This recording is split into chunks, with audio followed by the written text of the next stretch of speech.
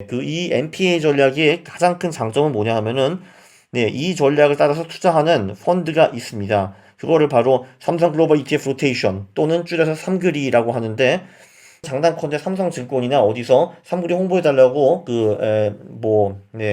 특례를 받은 거 하나도 없습니다. 제가 자발적으로 하는 겁니다. 제가 홍보를 하면 대놓고 말을 하잖아요. 여러분 저 홍보하고 있습니다 하는데, 저는 그 삼그리랑은 이해관계가 없다는 것을 밝힙니다. 안녕하십니까. 강원국입니다. 이번에도 듀얼 모멘텀 전략의 업그레이드 시리즈를 계속하겠습니다. 이번에는 MPAA 전략을 바라볼 건데요. 이 전략은 시스테이트 79, 이성규 이 두 분이 쓰신 주식투자 ETF로 시작하라라는 책에 잘 나와 있습니다. 요 전략, 그 밑에 그래프만 봐도 굉장히 화려하죠. 그 파란색 그래프를 보면은 아주 고르게 우상향하는 것을 볼 수가 있습니다. 시스테이트 79, 이성규 이 두 분은 듀얼 모멘텀, 상대 모멘텀, 절대 모멘텀, PAA 전략 이런 거를 다 보시고 영감을 받으셨습니다. 그래서 PAA 전략을 개선한 MPAA, Modified Protective Asset Allocation 전략을 만드셨고요. 낌새가 좀 이상하면 현금 비중을 확 늘리는 거는 PAA 전략과 동일합니다. 그런데 PAA 전략의 약점도 몇 개 있는데 그거를 보강해가지고 더 견고한 전략을 만들었다라고 볼 수가 있습니다. 일단 듀얼 모멘텀도 그렇고 PAA가 단점이 좀 있어요. 이게 뭐냐면은 그 큰 단점이 뭐냐면 백테스트를 통해서 지표를 최적화했다는 방법이 있습니다. 이게 큰 단점인데요. 예를 들면 듀얼 모멘텀도 그렇고 그러니까 안토나치 듀얼 모멘텀도 그렇고 PAA도 그렇고 12개월짜리 모멘텀을 사용을 했습니다. 이 12개월을 기준으로 상대 모멘텀도 보고 절대 모멘텀도 봤습니다. 그래서 타임프레임 분산이라는 게 안 돼 있어요. 왜냐면은 우리는 좀 생각을 할 필요가 있습니다. 왜 하필 12개월이야? 예를 들면 10개월도 되는 거 아니야? 8개월은? 4개월은? 2개월은 안 돼? 이렇게 생각을 할 수 있고, 그리고 이제 그들은 그 적합한 이유를 대지 못했습니다. 그들이 한 거는 과거 해보니까 1년이 얼추 잘 되더라 뭐 이런 식으로 얼버무렸는데요. 그렇다면은 과거에서 1년이 가장 좋다고 우리가 1년을 기준으로 쓰는 게 좋은가라는 질문을 한번 해볼 필요가 있습니다. 이런 질문을 이 두 저자들은 하셨고요. 중요한 거는 지표를 여러 개 넣고 백테스트를 여러 번 돌렸는데 12개월이 가장 좋았네? 그럼 미래에도 12개월을 쓰자 하다는 게 상당히 위험하다는 겁니다. 이분들이 주장하는 거는 최고의 수익이 아니더라도 수익률의 성과가 일관되고 비슷한 구간을 찾는 게 중요하다라고 하셨는데 그게 무슨 말이냐면은 밑에 그림을 보시면은 자, 이제 백테스트를 14번 했습니다. 그 모멘텀 기준을 1개월, 2개월, 3개월 해가지고 14개월까지 백테스트를 했죠. 자, 그럼 보시면은 12개월이 그 백테스트 수익이 가장 높았습니다. 그렇죠?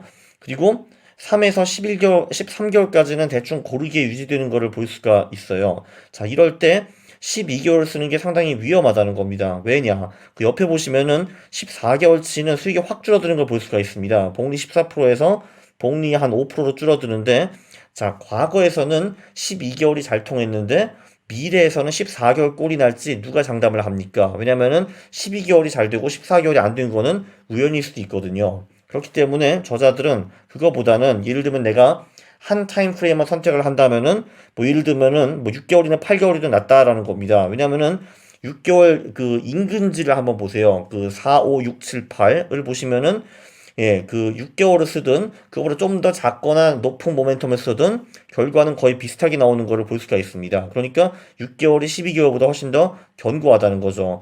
8개월도 마찬가지입니다. 8개월 이웃들을 보면은 그 4, 5, 6, 7, 9, 10, 11, 12 다 전략 수익이 굉장히 준수하지 않습니까? 그렇기 때문에 타임프레임을 한 개 쓴다면은 6개월 또는 8개월이 좋다라고 주장을 할 수가 있고요. 근데 저자들은 그거보다 좀 더 무식하게 그냥 1개월부터 12개월까지 모멘텀을 다 보자 이런 식으로 결론을 내립니다.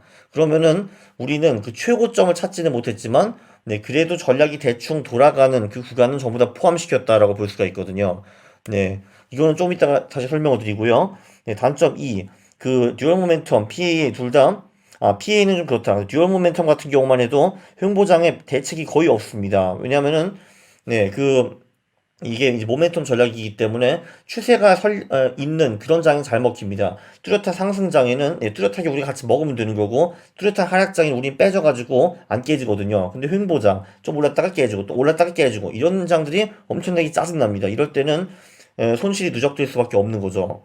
네, 그래서 솔루션은 뭐냐? 그 NPA의 경우에는 자산 중 일부를 늘 현금으로 보유를 하고 있습니다. 그러면은 현금이 아닌 다른 자산이 조금 깨진다 하더라도 데미지가 상대적으로 적은 겁니다. 단점 3은 뭐냐 하면은 아무리 훌륭한 전략도 네, 재수가 없으면은 계속 깨질 가능성이 있는데 네, 그 듀얼 모멘텀도 그렇고 PA도 그렇고 그것에 대한 대책은 별로 없습니다. 그래서 우리가 시스템 스톱이라는 고급진 개념을 도입하게 됩니다. 참고로 시스템 79라는 분은 네, 저 주식 투자 리스타트라는 책을 먼저 쓰셨고요. 이거는 이제 단기 트레이딩에 관련한 책이고 요번에 이제 주식 투자 ETF를 시작하라라고 저 ETF를 가지고 자산 배분, 동적 자산 배분을 하는 이제 그런 책을 쓰셨고, 그리고 저와 같이 가상화폐 투자 마법 공식이라는 책을 썼는데, 제가 며칠 전에 영상을 올려가지고 잔뜩 자화자찬 홍보를 한 적이 있으니까 이번에 생략을 하겠습니다. 그래서 MPA가 도대체 뭡니까? 뭐가 좋다는 겁니까? 하시면 이제 설명을 드려야죠. 스텝 1, 상대 모멘텀. 예, 그것도 평균 모멘텀 스코어로 과최적화를 피하기라고 적었습니다. 네, 일단 우리가 어떤 자산에 투자할지 우리의 우주를 설정을 해야겠죠. 책에서는 뭐 주식 국가별 12개 종목, 섹터별 26개, 그러니까 산업별이죠. 섹터별 뭐 밸류 모멘텀 이런 식으로 30개 종목, 채권 3개 3종목 이런 식으로 했는데 네, 저 같은 경우는 심플하게 그냥 2개 자산구 12개 종목 이런 정도 어떨까 싶습니다. 주식 6개, 채권 6개 이 정도 저는 했을 것 같아요. 네, 그리고 그러면은 각 자산군에 속한 개별 종목의 평균 모멘텀 스코어를 계산을 하는 겁니다. 그게 뭐였지? 하시는 분들은 영상 43번을 보시기 바라고요. 자, 이거 어떻게 하는 건가? 예를 들면 지금이 뭐 5월 30일이라고 치면은 저는 지금의 가격을 한 달, 두 달, 석 달, 넉 달 해가지고 12개월 전까지 가격을 비교를 해봅니다. 그러면은 제가 12개의 비교 포인트가 생기겠죠. 그러니까 4월 30일, 3월 31일, 뭐 2월 28일, 1월 31일 이때랑 이제 비교를 하게 됩니다. 그러면은 딱 나오죠. 지금이 높나, 그때가 높았나. 지금이 높으면은 가격이 올랐다는 거니까 플러스. 그때가 높았으면은 가격이 떨어졌다는 거니까 마이너스. 그러면은 플러스랑 마이너스를 합치면 총 12개가 나오겠죠. 그러면 그 플러스들을 12개로 나누면 평균 모멘텀 스코어가 계산이 완료가 됩니다. 그러니까 예를 들면은 저희는 지금 비교를 12번 했죠. 한 달 전과 두 달 전과 세 달 전과 해가지고 그럼 예를 들면은 뭐 플러스가 8번 나오고 마이너스가 4번 나왔습니다. 그러면은 우리는 8을 12로 나눠가지고 평균 모멘텀 스코어는 0.667이 되겠죠. 그쵸? 네, 그러면은 결국 이 상승장이 강력할수록 평균 모멘텀 스코어도 높아질 수밖에 없습니다. 예를 들면 뭐 한 달 전, 두 달 전, 석 달 전, 넉 달 전과 다 비교를 해봤는데 지금이 전부 다 높네 하면 평균 모멘텀 스코어가 1이 되는 겁니다. 그리고 상승장이 약한 경우, 그러니까 한 달 전과 비교해서는 올랐는데 두 달 전, 석 달 전, 넉 달 전, 다섯 달 전과 비교하니까 계속 떨어졌네. 그러면은 평균 모멘텀 스코어가 12분의 1이 되겠죠. 그럼 얼마야? 뭐 0.08? 그 정도 나오겠죠. 네, 그렇게 해가지고 각 우리의 우주에 포함된 종목들을 평균 모멘텀 스코어로 줄을 세웁니다. 그리고 자산군별 평균 모멘텀 스코어 상위 30%에 원칙적으로 투자를 하는 거예요. 그러니까 예를 들면 우리는 지금 주식 종목 6개가 있죠. 그 중에서 평균 모멘텀 스코어 상위 1, 2위 종목이 투자를 하는 거고, 그리고 채권도 6개 ETF가 있다라고 하면은 평균 모멘텀 스코어가 가장 높은 1위, 2위 ETF에 투자를 하는 겁니다. 그 다음에 절대 모멘텀으로 넘어가는 건데 이게 아무래도 PAA, Protective 하기 때문에 현금이 군데군데 많이 끼어듭니다. 그래야지 우리가 드로우다운을 줄일 수가 있거든요. 자, 일단 우리는 스텝 1에서 그 상위권 종목들의 평균 모멘텀 스코어를 계산을 했습니다. 예를 들면은 주식에서 지금 2개, 채권에서 2개 살아남았잖아요. 그러면은 뭐 예를 들면 주식에서 S&P 500이 포함이 되었다라고 칩시다. 얘의 모멘텀 스코어가 0.75예요. 예를 들면은 그러니까 최근 12개월 동안은 9개 모멘텀은 플러스였고 3개는 마이너스였습니다. 자, 그럼 여기서 그 평균 모멘텀 스코어에 비례해 가지고 일정 비율의 현금과 결합을 하는 겁니다. 예를 들면 현금 비중을 1이라고 했다라고 하면은 굉장히 보수적인 전략인데 이럴 경우에 그 S&P 500의 모멘텀 스코어 0.75니까 우리는 비중을 0.75는 S&P 그리고 1은 현금 이런 식으로 투자를 하는 겁니다. 그러면은 1.75 중에서 0.75가 S&P 들어가기 때문에 자산의 42.8 그러니까 42.8%를 S&P 투자를 하고 나머지를 현금에 투자하는 식으로 되겠죠. 네, 그리고 이 현금 비중은 이제 1이 상당히 보수적이고 0.5는 좀 중립이고 0.25는 공격적이다 이렇게 볼 수가 있습니다. 스텝 3은 네, 자산군 배분 이제 비중을 적용을 하는 겁니다. 동일하게 투자하는 거예요. 자, 이게 무슨 말이냐 하면은 네, 저희는 지금 그 주식에 이제 상위 두 개 종목, 채권에 두 개 종목을 투자할 수가 있잖아요. 그러면은 그 최대 이제 한 그 종목에 25%까지 돈을 투입을 할 수가 있습니다. 그런데 실질적으로는 그거보다 훨씬 덜 투입을 하게 됩니다. 자, 일단 평균 모멘텀 스코어가 1일 가능성도 매우 적죠. 그거보다 적으니까 일단 그만큼 투자 비중이 떨어지고, 네, 그리고 바로 위에 보시면은 일정 비율이 현금까지 결합까지 했습니다. 그러니까 투자하는 비중이 더욱더 떨어지겠죠. 그쵸? 네, 그리고 그 주식과 채권의 이제 투자 비중을 또 똑같이 두는 게 50대 50으로. 네, 그렇습니다. 네, 스텝 4는 뭐냐면 수익 곡선 모멘텀이라는 것도 들어가요. 이게 바로 재수없는 구간을 피하는 이제 그런 겁니다. 이게 뭐지 하시면은, 네, 일단 우리는 조금 전에 스텝 3까지 그 상대 모멘텀, 절대 모멘텀 해가지고 전략을 만들어가지고 이제 그 투자를 할 수가 있습니다. 그러면은 그 투자 포트폴리오에 수익 곡선 자체를 보는 거예요. 그리고 그 수익 곡선 하나가 한 종목인 것처럼 셈을 쳐가지고 여기에 또 평균 모멘텀 스코어를 매깁니다. 네, 그러니까 예를 들면은 우리 전략이 예, 한 달 전과 비교해서도 올랐고 두 달 전과 비교해서도 올랐고 석 달 전과 비교해서도 올랐고 그런데 그 4개월, 5개월, 6개월 전과 비교해서는 안 올랐네, 떨어졌네. 이럴 경우에는 우리 전체 이 전략의 평균 모멘텀 스코어가 이제 0.5가 되겠죠. 세 번 올랐는데 세 번 떨어졌으니까. 네. 그래서 이제 그거 가지고 또 이 스코어로 이 전략에 몇 퍼센트를 투자할지 그 투자 비중을 정하는 겁니다. 네, 예를 들면은 이 우리 MPA 전략이 평균 모멘텀 스코어를 계산을 했어요. 근데 전략 스코어 0.75입니다. 그러면은 75%는 우리 전략이 투자를 하고 25%는 또 현금으로 갖고 있는 겁니다. 그러니까 지금 현금이 군데군데 많이 들어가 있어요. 그렇죠? 평균 모멘텀 스코어에서도 1 이하일 경우에는 현금이 들어가 있고 그리고 우리는 어차피 일정 비중 현금을 같이 가져가게 되고요. 거기서 현금이 또 들어가고 그리고 MPA 전략 자체에 그 평균 모멘텀 스코어가 1 이하일 경우는 또 현금이 들어갑니다. 그래서 현금을 군데군데 넣어가지고 드로우다운을 많이 줄이는 겁니다. 네, 그리고 이 재수 없는 구간 피하기, 이 시스템 거래 중지라는 건 뭐냐 하면은, 네, 밑에 이제 그림을 보시면은 어떤 특정 전략이 있습니다. 그런데 이 전략 자체를 우리는 하나의 종목으로 보는 거죠. 근데 거기 왜 그 세로 선 바로 뒤에 보면은 얘가 꼬꾸라집니다. 그럴 경우 이 전략을 끝까지 버티는 게 아니라 어느 정도 손절선이 넘어갔다 하면은 이제 그때 그 전략을 아예 팔아치우고 중단하는 겁니다. 네, 그렇게 쉬고 있다가 다시 전략이 회복돼 가지고 내가 원하는 그 선까지 왔어. 그러면 다시 재진입하는 거죠. 그러면은 중간에 있는 드로우다운을 많이 피할 수가 있습니다.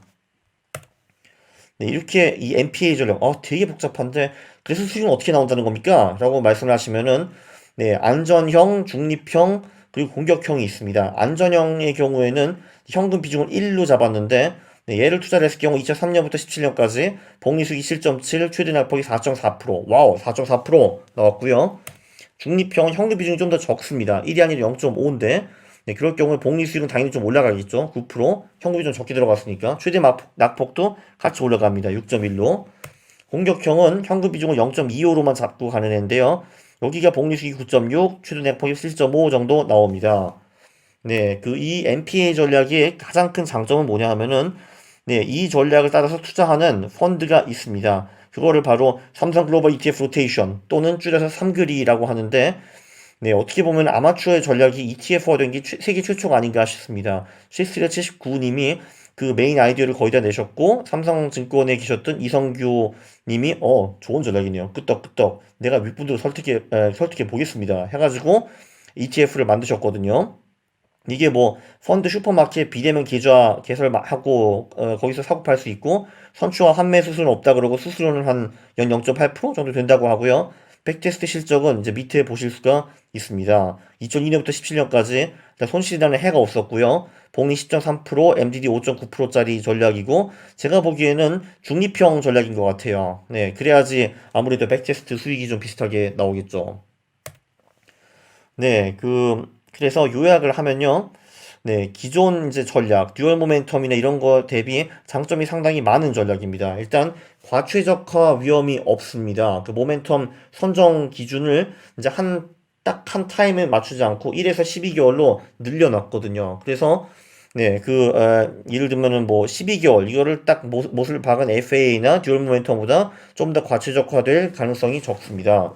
그리고 이제 가격의 노이즈, 가격이라는 게 막 들쭉날쭉 하잖아요. 그거를 현금을 잔뜩 여기저기 집어넣고, 그리고 그 종목들 중에서 그래도 모멘텀이 가장 잘 나가고, 그래서 미래에도 잘 나갈 것 같은 이제 그런 데를만 투자해가지고 노이즈를 많이 줄였고요. 게다가 또 수익 곡선 모멘텀까지 넣어가지고 그 전략 자체가 잘 안 먹힐 때, 네, 그때 비중도 많이 줄였습니다. 그래서 3중 희석을 해가지고, 네, 이렇게 우상향 그래프가 나온다라고 보시면 되고요.